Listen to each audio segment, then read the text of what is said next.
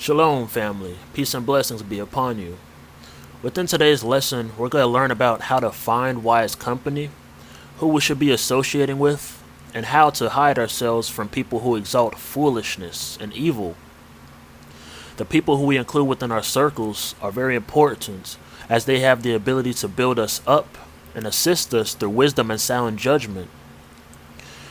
Now, just as they can do that, they also have the ability to tear us down if they be a fool and act as a proverbial stumbling block, tripping us up and leading us through the same path of foolishness that they live if they be a fool. That's why we must take good heed unto ourselves and make sure that the people that we add within our circle are beneficial and profitable unto us. They have the ability to assist us, right? As iron sharpens iron. Now, with all that being said, let's get into the breakdown through the spirit and power of the Most High. So we're going to start out with the book of Ecclesiasticus, chapter 6, verse 7. Now, this verse is always rule number one before considering anybody to be worthy of a companion, right? It reads, "If thou wilt get a friend, prove him first, and be not hasty to credit him." Before we assume and deem anyone wise and fit for our social circle, we must allow them to prove themselves worthy, credible, and reliable for us, especially during times where we might be in true need of wise counsel. Now we're gonna stay in the same book, and we're gonna go to chapter 12, verse 8. And it's gonna read, "A friend cannot be known in prosperity, and an enemy cannot be hidden in adversity." Right? It's very true because you won't know who your real companions are during times where everybody's happy and everything seems to be going well, everything's prosperous, everything's going smooth, right? You won't know who your real friends are during these times. Everybody seems to be on your side. But during your adversities will you discover who your real companions are and the wisdom that they possess, as during adversities, your true companions will be able to uplift you and consult with you so you can prevail through tough times and tribulations. But an enemy will reveal himself during your adversities as they will further your afflictions and throw you into a deeper pit of adversity. Now, we're going to build upon that same sentiment, and we're going to go to the same book, Ecclesiasticus, chapter 6, and we're going to go to verse 8. It reads, "For some men are a friend for their own occasion, and will not abide in the day of your trouble."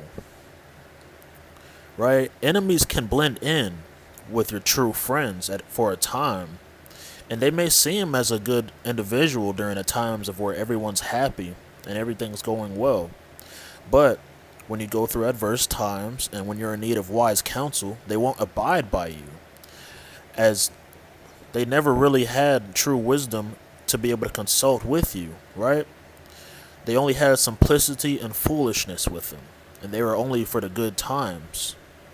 A true friend will stick with you during times of adversity, right?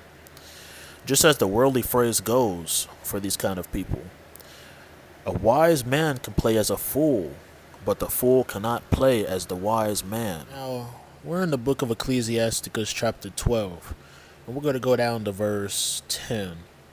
It reads, "Never trust your enemy, for like as iron rusts, so will his wickedness." Very true. Some enemies can be very cunning. It may even seem wise and friendly at first, but just as iron will rust and become corrupt in its appointed time, so will your enemy's evil lay bare at its appointed time. Beware of these kind of people, because just like I said, they may seem good at first, but in reality, they may be gossipers. They may be talebearers that spread lies about you, just as Leviticus 19 and 16 prohibits us from doing. They may even be a soothsayer who enchants you by spreading misinformation in a smooth and enticing way, just as Deuteronomy 18 and 10 prohibits us from doing. And just like the serpent in the Garden of Eden, these people are very bad company.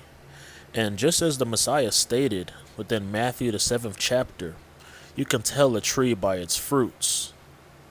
A good tree cannot bring forth evil fruits, neither can a corrupt tree bring forth good fruits. Meaning, the people are representative of proverbial trees, people, persons, and nations. Just like the book of Judges, chapter 9, verse 8 through 16, and just like the trees in the book of Genesis. You can tell a person by what good or evil works they do, and the doctrines and philosophies they produce from their said works. And the combination of doctrines, philosophies, and works are their fruits. Their knowledge and mindset, whether it be of good or evil, stems from their produce, aka their works, aka their fruits. This parable must be mastered for us to discover wise companions. The people that we associate with must be of them that have good fruits. Because they have good fruits, naturally they'll be able to have good wisdom and understanding to assist us. Keep them around, as during adverse situations where you might not have the answers, they'll be able to guide you through it and consult with you. Just as a king will always have their advisors and wise men around them, so must we have like-minded and wise people around us to guide us through at times of adversity. And beware of soothsayers, who speak unto you smooth lies rather than the sometimes bitter truths. Soothsayers can lead you to a path of destruction, as they utter words and darken counsel, speaking words without knowledge, right? Just as Proverbs 13 and 20 states, he that walks with wise men shall be as wise, but a companion of fools shall be destroyed. Those soothsayers are included with the fools, right? They can destroy you. Seek life. Seek understanding. Don't seek destruction. Keep wise company. Make sure to like, comment, subscribe, and share the video. And until next time, family, shalom.